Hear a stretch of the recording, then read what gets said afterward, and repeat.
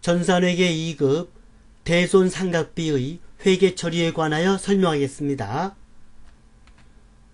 거래처의 파산 등의 이유로 외상 매출금 또는 바드럼 등이 회수 불가능하게 된 것을 대손이라고 하며, 이를 비용 처리한 것을 대손상각비 계정 차변에 기입을 합니다. 결산 시 외상 매출금 잔액 300만원에 대하여 1%의 대손 충당금을 설정하다. 즉 대손을 예상하다. 대손 충당금을 설정한다는 말은 뭐냐면 못 받을 것을 예상을 하는 겁니다. 그래서 300만원 곱하기 1%, 0.01을 곱하게 되면 3만원입니다. 3만원만큼은 못 받을 것을 예상을 해서 비용 처리하는 겁니다. 차변의 대손 상각비 3만원 비용 처리하고, 대변엔 대손 충당금이라는 평가 계정 3만원을 만드는데 반드시 외상 매출금 표시를 해줘야 되는 겁니다. 영업기간 중에 외상 매출금이 5만원 거래처 파손으로 인해서 회수 불능됐습니다. 대손된 거죠. 외상 매출금이 회수 불능됐기 때문에 대변의 외상 매출금 5만원 감소하고, 이 외상 매출금에 대해서 3만원만큼 못 받을 걸 예상을 했죠. 요 대손 예상액을 먼저 없애줍니다. 3만원을 감소를 시켜주고 모자라는 부분만 대손 상각비로 처리를 하는 겁니다. 거래처의 파산으로 단기 대여금 5천원이 회수 불능되다.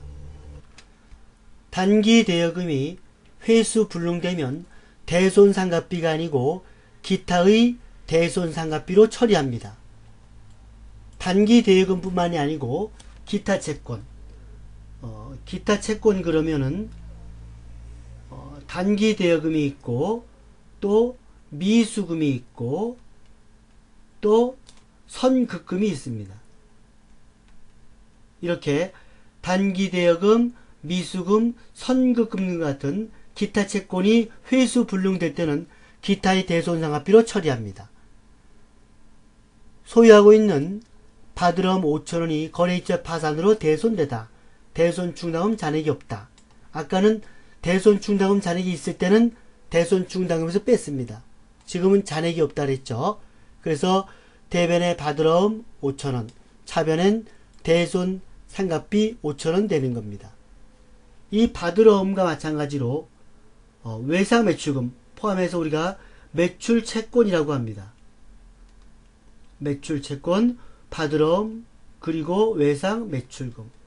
이렇게 바드럼이나 외상 매출금이 대손될 때는 대손 상각비라는 계정 과목으로 처리를 하는 겁니다. 소유하고 있는 바드럼 5천원이 만길에 부도나다. 이 부도가 있죠. 그래서 부도라는 게 있고 우리가 조금 전에 배웠던 대손이라는 게 있습니다. 부도는 만길에 지급이 거절당하는 거고, 대손은 거래처가 파산돼 가지고 회수가 불능되는 겁니다. 그래서 이 부도어음은 자산입니다. 나중에 받을 수 있는 자산이고, 이 바드럼도 자산입니다. 이 바드럼은 만기가 안 지난 어음이고 부도어음은 만기가 지난 어음입니다. 그래서 부도어음도 반드시 거래처 코드를 적어야 되고 바드럼도 거래처 코드를 적어야 되는 겁니다. 다시 말씀드리면 이 부도어음은 자산에 해당이 되는 겁니다. 다음 대손에 대한 연속된 거래를 분개하시오. 2014년 12월 31일 기말 결산 시 매출채권 잔액에 대하여 1%의 대손을 예상하다. 외상 매출금 잔액이 100만원이 있고 바드럼 잔액이 200만원이 있습니다. 분기를 하게 되면 차변엔 대손 상각비, 대변엔 대손 충당금, 외상 매출금, 대손 충당금, 바드럼인데 금액은 100만원 곱하기 1%니까 곱하기 0.01 0을 2개 주면 만원이 되고 받으러옴도 곱하기 0.01 해서 0을 2개 주면 2만원 됩니다. 차변의 대손상합비 3만원, 대변의 대손충당금 외상매출금 만원, 그리고 받으러옴 2만원 이렇게 대손을 예상을 했습니다. 2015년 4월 5일 거래처의 파산으로 외상매출금 4천원, 받으러옴 5천원이 회수 불능되다. 그러니까 대손된 거네요. 먼저 대변의 외상매출금 4천원 감소를 하고 이 외상매출금에 딸려있는 대손충당금 만원이 있었죠. 이 만원에서 4천원만큼만 감소를 시키면 되는 겁니다. 또 받으러옴도 5천원이 회수 불능됐죠. 대변에 받으러옴 5천원, 또 대손충당 2만원 중에서 5천원만큼만 차감을 하면 되는 겁니다. 2015년 6월 5일 거래처의 파산으로 외상매출금 8천원이 회수 불능되다. 자, 외상매출금 8천원 회수 불능됐죠. 대손충당이 원래 만원이었는데 4천원이 빠졌죠. 아까. 그래서 만원에서 4천원이 차감되니까 6천원 남았습니다. 차변에 대손충당금 외상매출금 잔액 6천원을 감소를 시키고 부족한 부분에 대해서는 대손상각비라는 비용으로 처리를 하는 겁니다. 2015년 12월 31일 기말 결산 시 매출 채권 잔액에 대하여 1% 대손을 예상하다. 외상 매출금 잔액이 200만원, 받으러옴 잔액 400만원입니다. 그럼 200만원 곱하기 0.01, 또 받으러옴도 400만원 곱하기 0.01, 여기는 2만원이 되고 여기는 4만원이 됩니다. 외상 매출금은 2만원인데 여기 아까 만원, 4천원 주시오. 다 없어졌죠? 잔액이 없습니다. 그래서 대손충당금 2만원을 설정을 하는 겁니다. 잔액이 없으니까 여기서 마이너스 잔액을 해야 되는데 잔액이 없습니다. 받으러옴은 2만원인데 아까 5천원 빠졌죠? 2만원에서 5천원 빼면 15,000원입니다.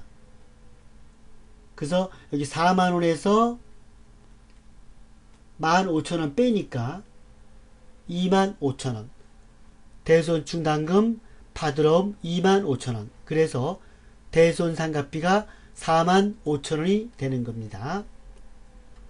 만약에 위 문제에서 받으러옴 잔액이 100만원이었다고 가정한다면 어떻게 되느냐?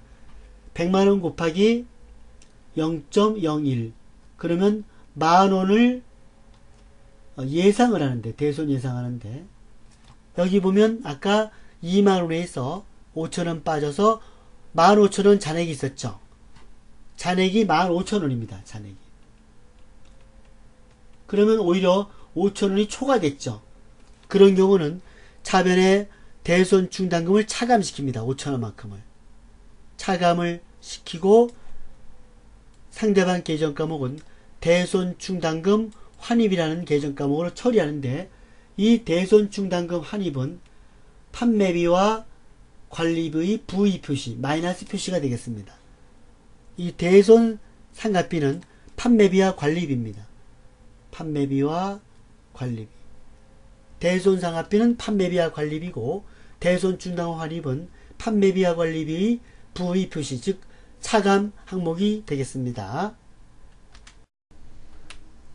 다시 정리하면 매출 채권에 대한 대손상각비는 판매비와 관리비로 처리하고, 기타 채권에 대한 기타의 대손상각비는 영업 외 비용으로 처리합니다.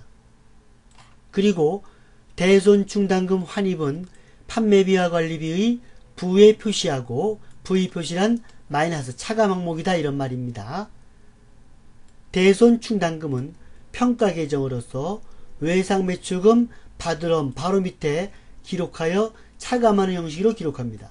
밑에 보면 외상매출금 10만원이 있으면 밑에 대손충당금 2,000원에서 98,000원, 받으럼도 20만원 있으면 대손충당금 4,000원에서 19만 6천원이 되는 겁니다.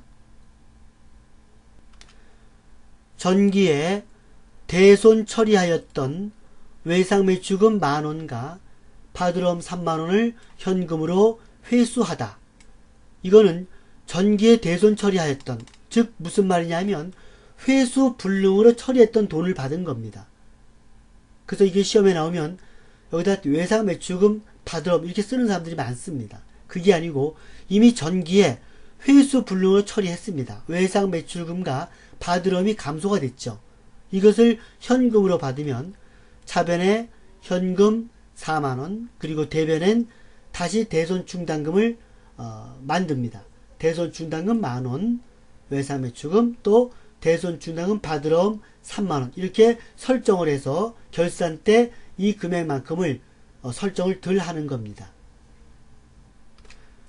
이 문제는 시험에 잘 나오는 문제입니다. 반드시 외워두시기 바랍니다. 이상으로 대손에 대한 설명을 마치겠습니다.